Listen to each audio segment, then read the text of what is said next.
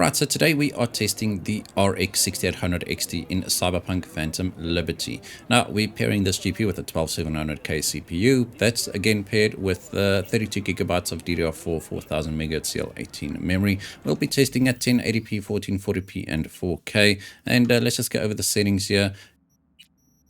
And we'll just go on to the ultra preset right off the bat here because I mean the 6800 XT is more than capable of running any game at 1080p at ultra settings. So let's just disable FSR here. I'm doing it just a few times because the menu is still broken.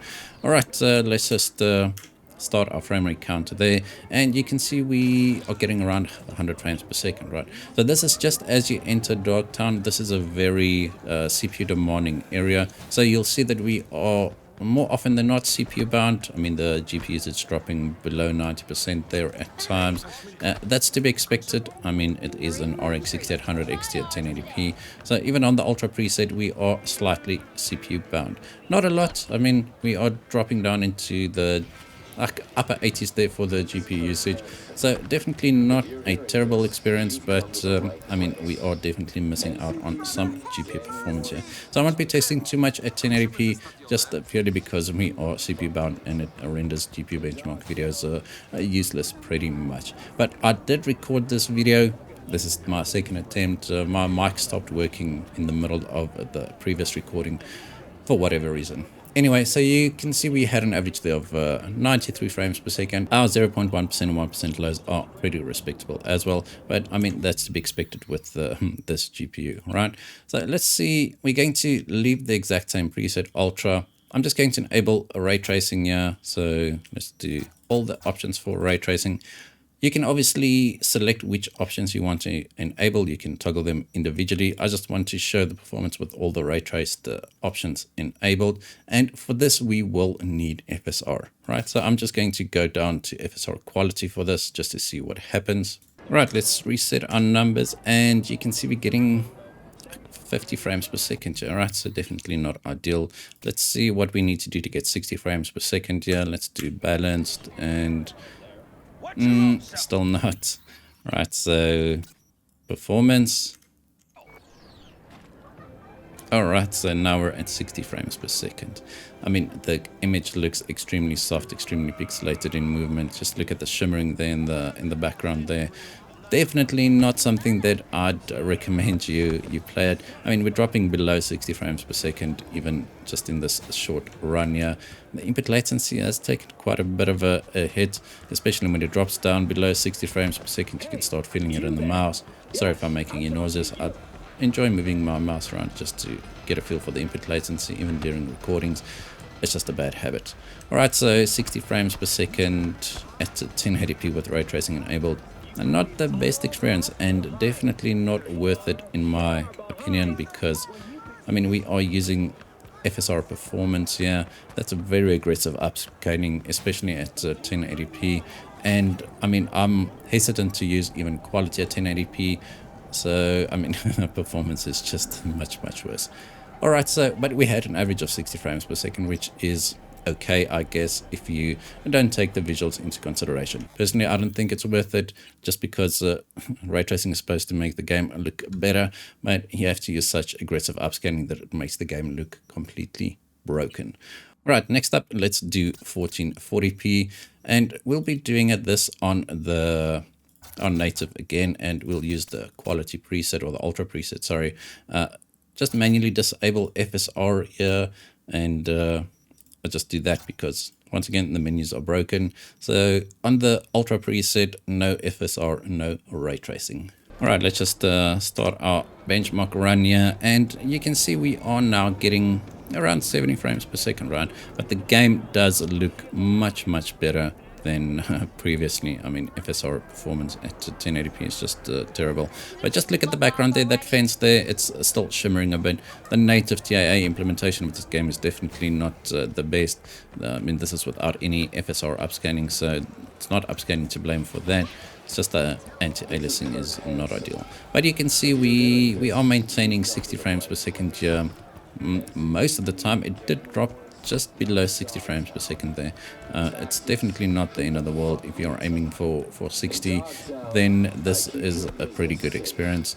Once again, this is on the Ultra preset, so a little bit of a waste. There's not that big a difference between the high preset and ultra preset, which we'll be testing right now. And on the high preset, you do get a lot of performance extra.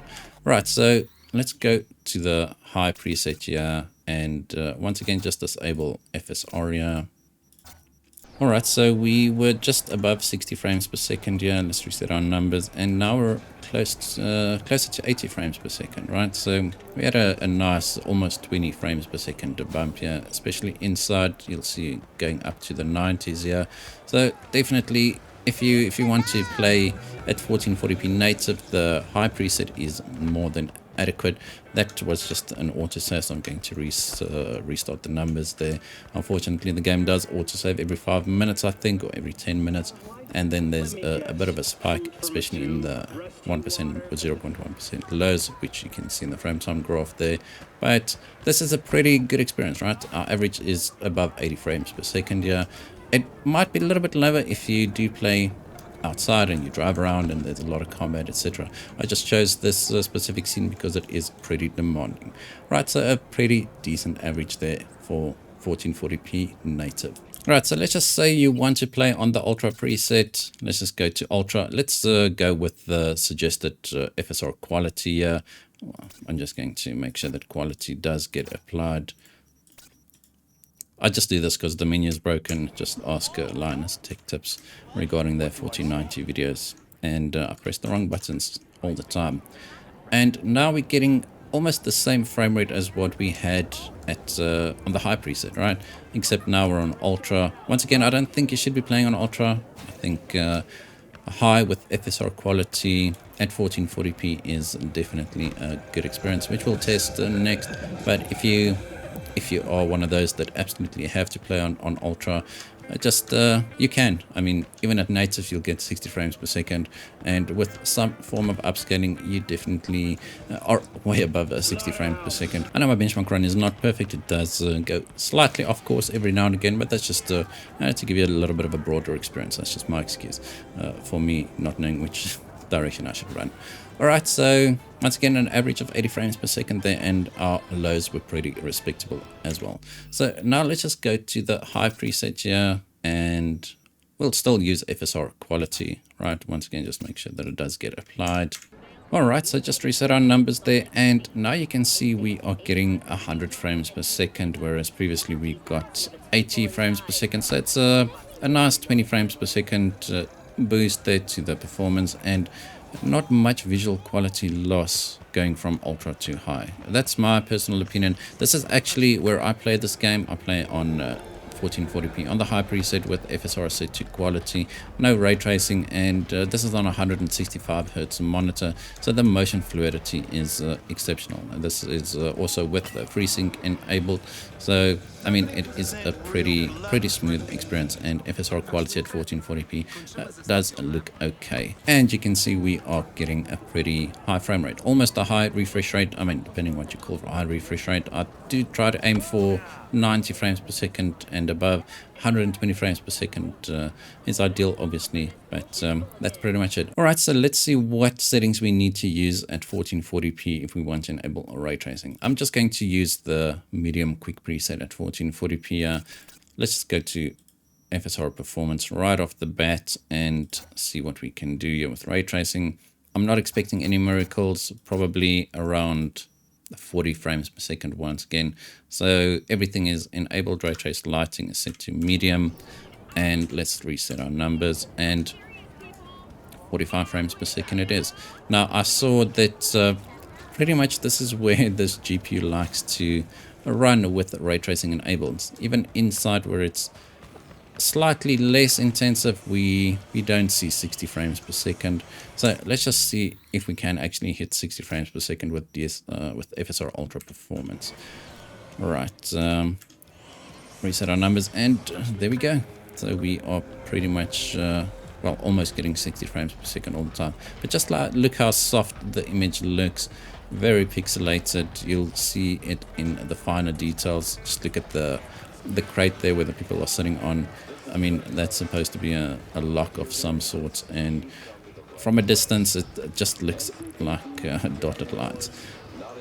A lot of issues, especially if you saw that light there was a lot of pixelation going on there. I mean, it does make sense because the internal resolution is now much lower. Let me just reset the numbers there, sorry, because there was another autosave.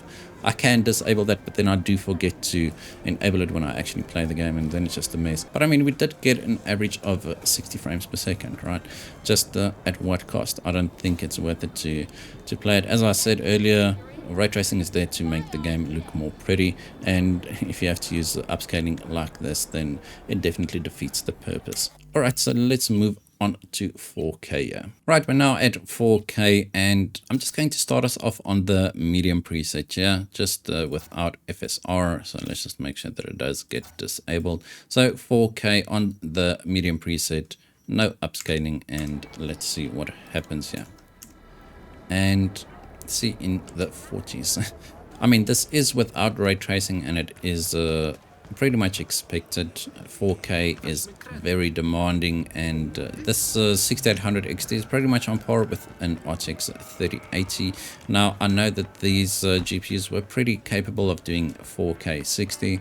This game is slightly more demanding than the average game, and that's why we aren't seeing 60 frames per second at all here at 4K. But I don't think we'll need to use aggressive upscaling settings to get to 60, and upscaling at 4K is definitely not the end of the world, something that you probably won't even notice unless you pixel peep.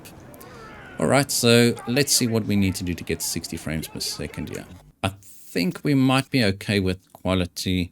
I mean, it is pretty hit and miss, and I mean, quality is getting us a pretty decent bump in performance here, right? We're getting 73 frames per second, and the game just looks phenomenal. There is still some flickering issues. If you see that bird cage thing there, whatever it is, what's it like? It's a chip maker machine or a hot dog, whatever. It's some kind of oven that keeps food warm. Anyway, there are still some flickering issues, but as I said, this is not only inherent to upscaling. Even the native TIA implementation has some flickering issues.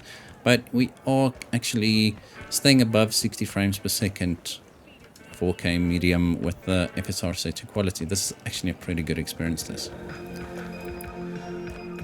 Now, 4K ray tracing is definitely not going to happen, but we will test it just to give you an idea. And as I said earlier, you can obviously change the ray trace settings individually to suit your needs. I just don't think with the Radeon GPUs, the compromise is worth it to enable ray tracing. But I mean, that's just my personal opinion. You can do whatever you want. Now, these tables broke, and yet these people are still trying to buy records. Okay, so physics a little bit broken in this game. It actually just broke as I loaded the save, but yeah, so it goes. So let's see what we need to do to get ray tracing working here. Let's not do ray trace overdrive. Let's go to the low preset once again. Let's go to DLSS, ultra performance DLSS. I mean FSR, and ray tracing, and we'll enable all the ray trace settings as per usual. So we're on the low preset. FSR Ultra Performance, almost a DLSS once again. All right, and let's just reset our numbers. And this is pretty much as good as it's going to get at 4K with ray tracing. There's not a lot of other settings that you can dial down. Sure, you can disable some RT settings. Reflections are extremely demanding in this game, so you can disable those. But I think lighting on medium is good for Cyberpunk. Lighting in this game is definitely great. The reflections in this game also look exceptionally well, especially if you use ray reconstruction. Unfortunately, we can't use ray reconstruction because it does require an RTX GPU, but I don't think as an AMD user you should be too concerned, right? Just play with the normal rasterized settings, no ray tracing, and you can still have a pretty decent looking game. Alright, so one last test that I'm going to do, I'm going to go down to 1080p and we'll enable path tracing. I know that the screen there is a little bit big, but that's not the point of this. We'll still be on the same preset on low with ultra performance, and let's just enable path tracing, right? So you'll see that path tracing takes precedence over all those settings, and 1080p on the low preset with FSR set to ultra performance, reset our numbers, and we're getting 40 frames per second. But just look how terrible the game looks. I mean, this is not something that you should be playing with. I mean, even on some of the 40 series GPUs, the 4060 for example, we'll be testing that right after I do this this test or this benchmark. I'll be testing the 4060, and even there with the path tracing, it's definitely nothing to write home about. It does look pretty similar. The frame rate is slightly higher. We do get frame generation, but the frame rate is so low that with frame generation enabled on the 4060, when path tracing is enabled, the input latency is terrible, right? That's just one thing with the frame generation. You do need quite a high base frame rate for it to work quite well, and I do think that 50 plus is a pretty good place to start if you want to start using frame generation. Alright, so that's going to be it for this video. Hope you guys enjoyed it. If you did, hit that like button, hit that subscribe button, and as always, we hope to see you in the next one.